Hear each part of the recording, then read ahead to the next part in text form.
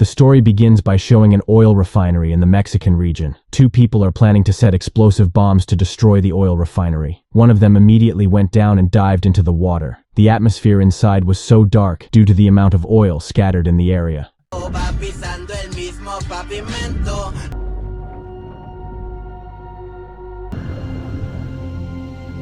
After successfully placing the explosives, the diver quickly moved back to the surface, but suddenly, they were surprised by the appearance of a large creature that attacked them. The two men eventually fell victim to the monster's ferocity. The scene moves to an oil company supervisor named Paul. He was sent to a small Mexican town to inspect an offshore oil refinery. By taking advantage of the opportunity, Paul took his wife, Inez, and their two children, Audrey and Tommy, to go on a short vacation. Long story short, after a long drive, they finally arrived at a small town full of ruins of ancient buildings. The plan was that they would stay at the hotel, and after that, Paul would go alone to the oil refinery. But because Paul had not previously booked a hotel online, they had to look for it first. Unfortunately, they did not find the hotel in question. Instead, they found an unoccupied hotel building. Finally, they were forced to ask the people around. There was tension with someone named El Rey. Long way from home, gringo.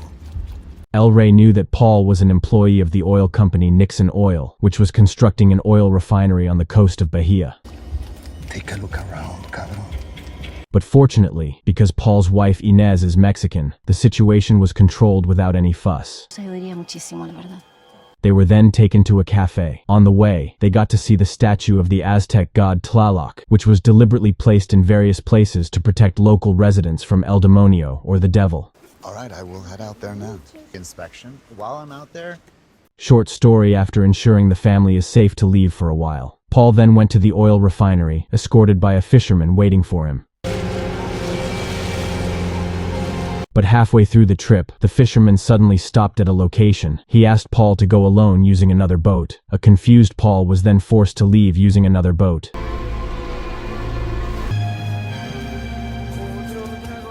Meanwhile, Paul's wife and son were still waiting at the cafe. It wasn't long before they were harassed by a group of thugs who tried to flirt with Audrey. In defense of her daughter, Inez broke a bottle and knocked one of them down. They then left to avoid being chased by thugs who wanted revenge. Finally, they decide to join Paul at the oil refinery.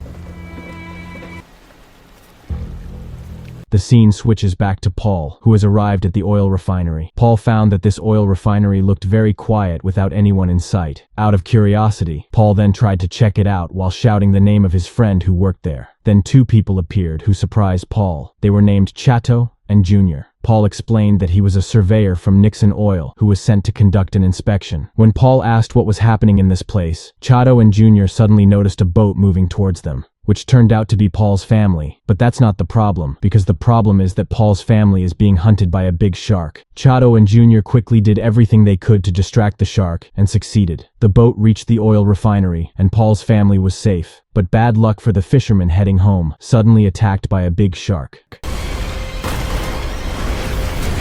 After the incident, Chato explained that the creature they had just seen was a megalodon shark that had been terrorizing this location for some time. The megalodon even caused the disappearance of all the crew members in the area. For weeks, Chato and Junior have been searching for a way to get out of that place. There was no signal, and even the radio communication device was damaged. Moreover, the Nixon Oil Company did not respond at all. So when they found out that the company had sent Paul here, Chato and Junior were surprised. Paul is now trying to find a way to prevent the oil refinery from collapsing since the appearance of the megalodon shark, because the shark keeps attacking the place. This time they plan to revive the electricity located under the sea. Chato and Junior are going down using steel-covered tubes. There was an argument when Chato said that what was happening now was a form of disappointment from the god Tlaloc. Tlaloc was angry about all the greed committed by humans. As a result, he sent the Black Devil in the form of a megalodon shark to destroy all human endeavors. So that's your answer? To everything that's gone wrong? They then began their plan. Chato and Junior, already in the tube, immediately went down under the sea. After arriving, they both came out while being monitored by Paul.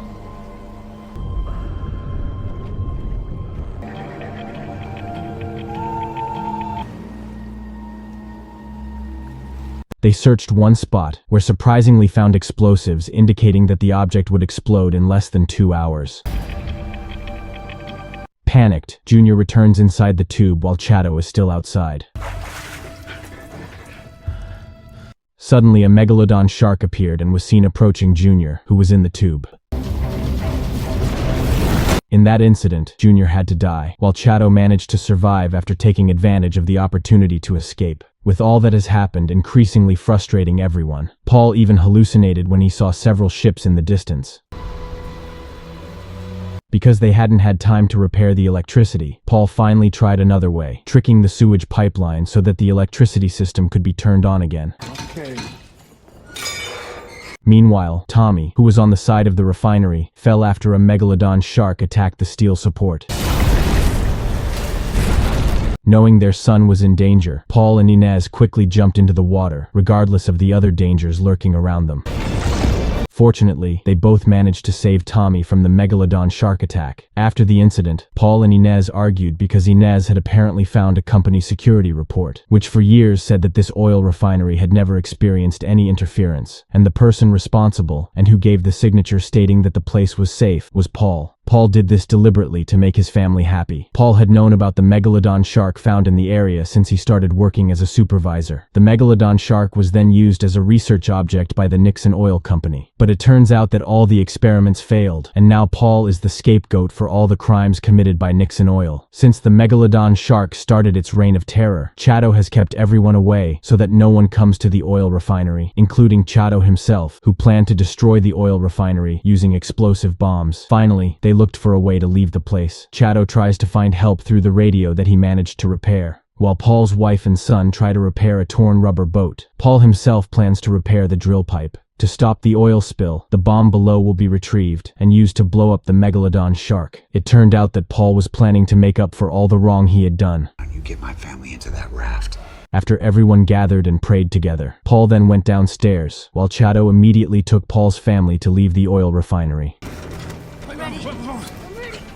Paul finally managed to pick up the bomb attached to the pipe and carry it. Paul moved quickly to the next pipe to shut off the oil flow. Not long after, the megalodon shark appears.